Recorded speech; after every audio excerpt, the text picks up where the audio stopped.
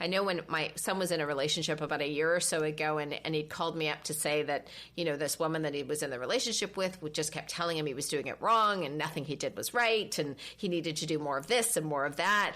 And I said, well, hold on here a second. Like, given your age, like this, you're learning, right? And he's like, but he went into that whole, well, maybe she's right and I need to do better and I need to, be all of these things. And it was so amazing to watch, him not be able to stay in that place of, this is new, you're new at relationships, you have to learn.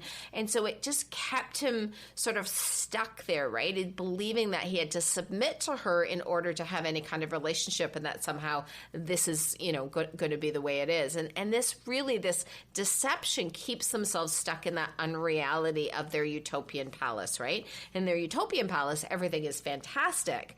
But their use of self-deception is a defense against the reality.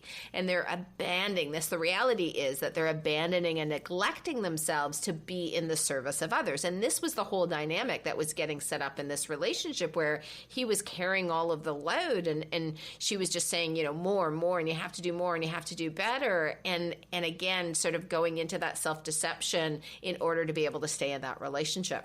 Fortunately, the relationship's over. Okay, it did come to an end. He really started to see that. But, they'll deny, they'll rationalize like he did, right? Saying, oh, well, she's right. And I have to learn and I have to do better. And just rationalizing away that relevance, the significance of or importance of what they know to be true. And again, sticking with this example, he knew that this was wrong. This was not a relationship behavior he had ever seen growing up in our environment. And so there was a part of him, when he really sort of looked at it from a reality perspective, he knew that this was off, that this wasn't something. But again, the self-deception comes from a desire to see the other person in a way that really allows them to stay in that relationship or not take any action that may cause emotional conflict or be upsetting to others.